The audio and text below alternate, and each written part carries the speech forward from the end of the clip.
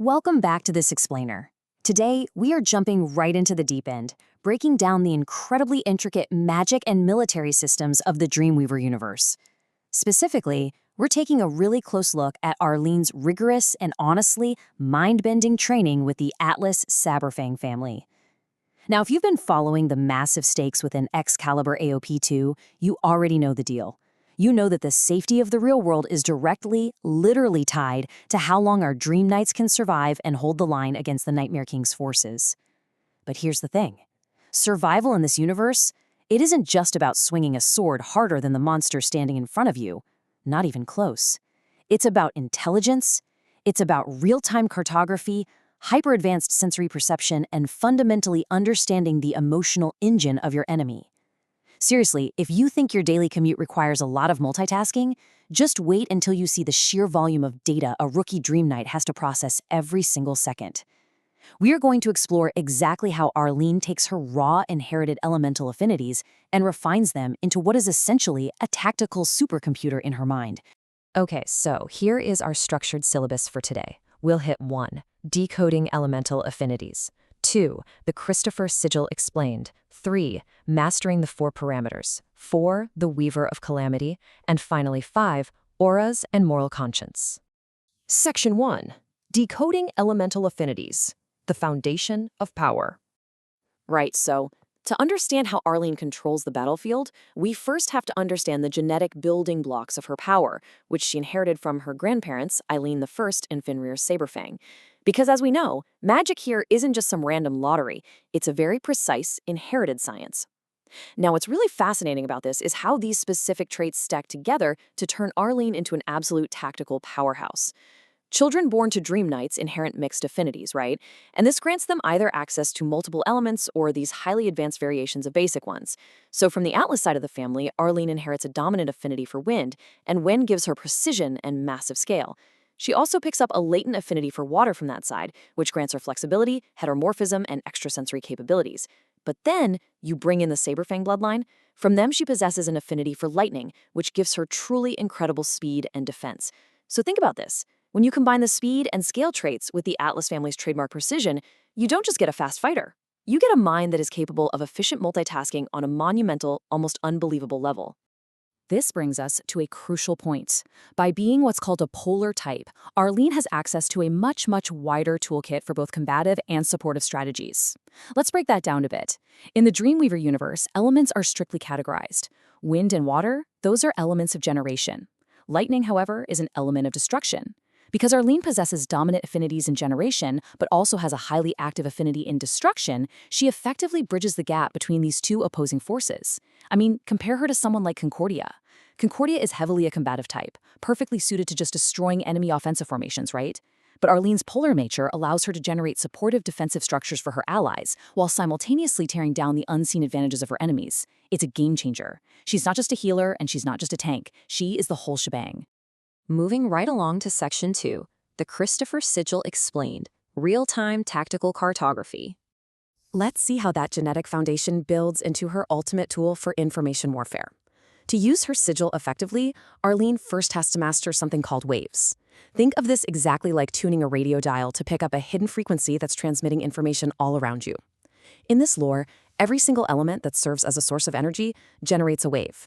When a Dream Knight's senses interact with this wave, they gain a highly specific sensory ability. For instance, if you tune into the wave of fire, you get intuition.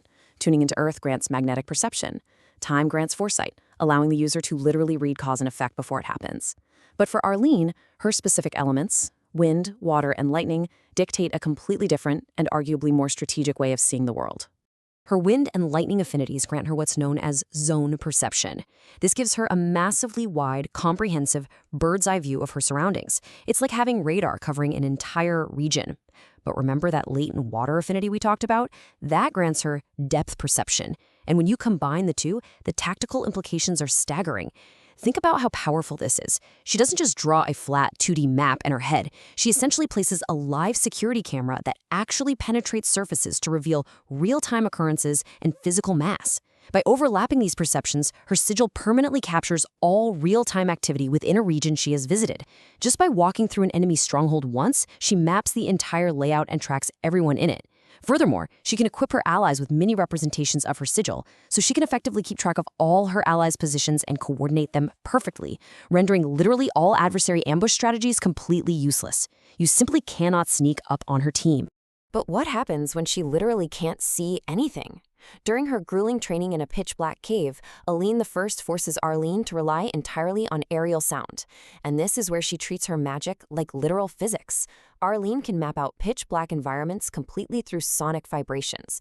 Here's how it works. Wind waves are prerequisite waves for sound, right? Because sound needs a physical medium to travel through. By programming her sigil with the mathematical constant for the speed of sound and generating high-pitched vibrations similar to a bat using echolocation, she measures the exact time it takes for the echo to return to her. This generates a flawless 3D geographical layout of her surroundings in her mind. Plus, because sound vibrations permeate solid objects better than simple air currents do, this depth perception reveals the actual density and mass of the obstacles in her path. She can see through walls just by listening to them. Section 3.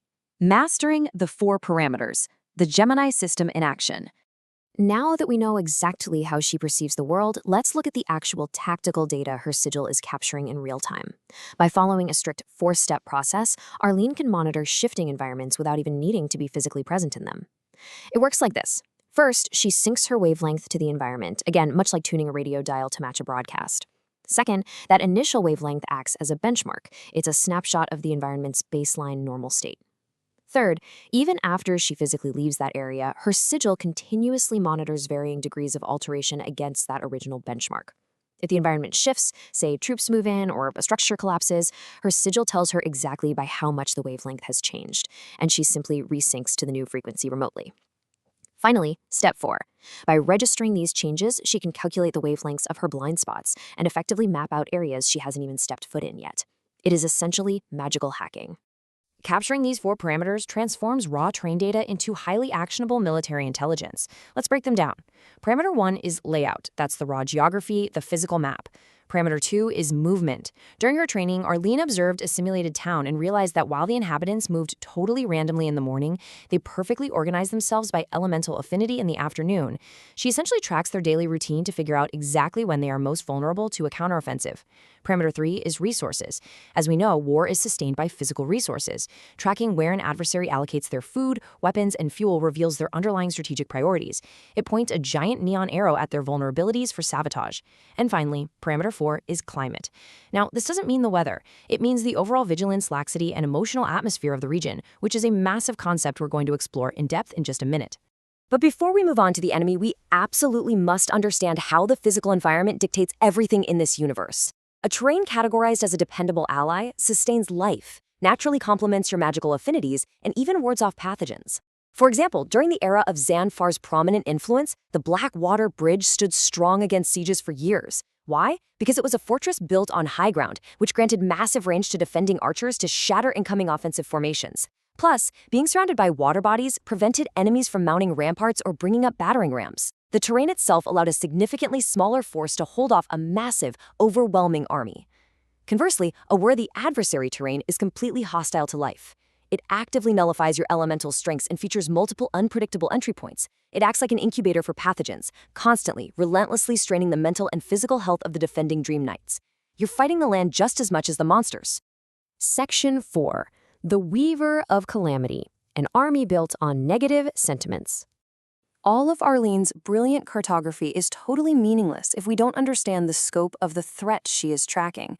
We are talking about the Weaver of Calamity. And as this quote shows, even the ultimate villain understands that in this universe, information is the most dangerous weapon of all. The ancient saying, information is power, isn't just some cute metaphor for the Dream Knights. It is the literal, binding rule of engagement. To defeat the enemy, you must map the enemy. Because the Weaver of Calamity's forces aren't just big, they are vast, highly organized, and deeply, deeply psychological. The staggering scale of the Weaver's army isn't just a random horde of monsters blindly charging forward. It's a calculated military machine.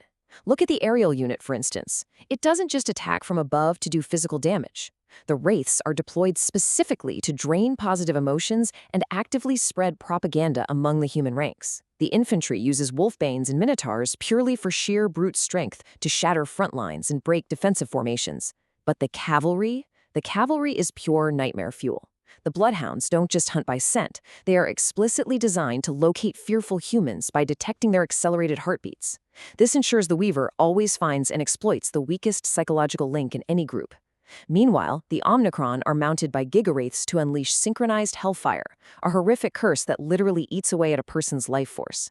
And the naval unit, utilizing massive sea serpents, exists purely to toxify water and destroy food supplies, surgically crippling the resources parameter that Arlene relies on tracking.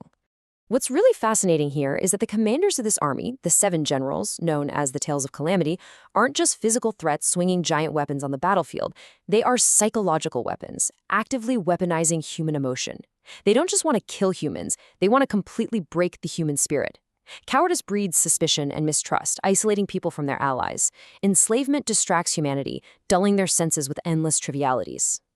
And then there is decay. Decay is particularly insidious because it poses as the actual conscience of humanity, continually shattering spirits through intense self-condemnation, but never actually offering a hint of correction or redemption, just guilt. Finally, we have sloth, the harbinger known as sin. Now, sloth doesn't just make people lazy. Sloth actively prevents humanity from performing necessary good, while simultaneously encouraging unnecessary ills.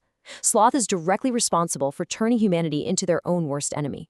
So, the crucial takeaway here is that stopping the physical army, it means absolutely nothing if you can't stop the emotional spread of sloth. Sloth acts as a universal trigger condition. Once humanity allows sloth to take root in their society, a condition called retribution is instantly invoked. This is catastrophic because it opens the door for the overlords, the actual heads of the Weaver of Calamity, to manifest in the physical world. And once the heads manifest, they possess the ability to invoke the special world-ending condition called cataclysm. It is a terrifying, inevitable chain reaction where a society's emotional failure literally dictates their physical annihilation, which leads us exactly to how Arlene manages to track this unseen threat. Section 5. Auras and Moral Conscience. The Climate of War. This brings us to the final and arguably most important parameter Arlene's Sigil monitors, climate. But again, we aren't talking about the weather. We are talking about the emotional climate. The auras of the population that actually serves as the fuel source for the Weaver of Calamity. By reading these auras through her sigil, Arlene can tell exactly who holds influence in a population based on the tones they trigger. In the Dreamweaver universe, auras aren't just pretty colors floating around people. They are measurable, hard data points of social interaction. Themes are the ideas that someone broadcasts into an ecosystem. Tones are the emotional responses of the crowd to those ideas, which Arlene observes through subtle changes in posture, facial expressions, and vocal stress. Think of it a bit like going viral on social media, but instead of tracking likes and retweets, she's tracking the actual emotional fallout of an idea in real time. Her sigil displays individuals as color-coded nodes. By watching how a single individual's theme causes a vast number of other nodes to change to a peaceful blue or a dark, angry red, she can map out the exact web of social and emotional influence within any stronghold. And this brilliantly illustrates the complex rules of engagement in this war. Popularity doesn't guarantee safety. Only true alignment with moral conscience actually repels the nightmares. This is perhaps the most profound mechanic we learned from Arlene's training. Let's look at how this works. If a leader broadcasts an idea that makes everyone happy, generating a positive tone, and that idea is morally right, the nightmares back away. You get peace. But if a leader makes everyone happy with an idea that contrasts with moral conscience, say a comfortable lie or a policy born of shared greed, the nightmares invade anyway, regardless of how satisfied or happy the humans feel in that moment. Conversely, if an idea is morally right but highly unpopular, causing a negative tone across the population, the nightmares generally still back away. But this widespread dissatisfaction creates a perfect opening for the general's decay and sloth to sneak in and exploit the situation. And finally, if an idea is morally wrong and the public responds with a negative tone, meaning they actively stand up against it, the nightmares are prevented from invading because the people are united in standing for what is right. It is a stunningly intricate system of magical sociology. Let's move to this profound realization passed down from Alien the First. The ultimate weapons engine literally runs on human fear and negative sentiment. Fear is the baseline for everything. Hatred, anger, envy, greed. In this lore, these are all just sub-manifestations of the fundamental fear of loss. The fear of losing your life, your possessions, your loved ones, or your self-worth. The Weaver of Calamity isn't just an invading alien force that showed up one day. It is a parasitic entity. It feeds directly on the divisions, the mistrust, and the resources that humans willingly expend to fight one another. So our Dream Knights aren't just out there fighting monsters with swords, they are fundamentally fighting to elevate the moral and emotional resilience of humanity itself. I want to leave you with this thought to ponder regarding the true nature of conflict in the Dreamweaver universe. Are we our own greatest enemy? Arlene's training with the Christopher Sigil reveals that mapping a battlefield is ultimately about mapping the human heart. If a war is sustained only as long as our negative sentiments provide the fuel, then achieving ultimate victory requires so much more than brilliant tactical cartography. It requires conquering our own internal darkness first. Thank you so much for joining me on this deep dive into the magic, the military strategy, and the incredible lore of Excalibur AOP 2. Keep all of this in mind the next time you look at a map, and I will absolutely catch you in the next explainer.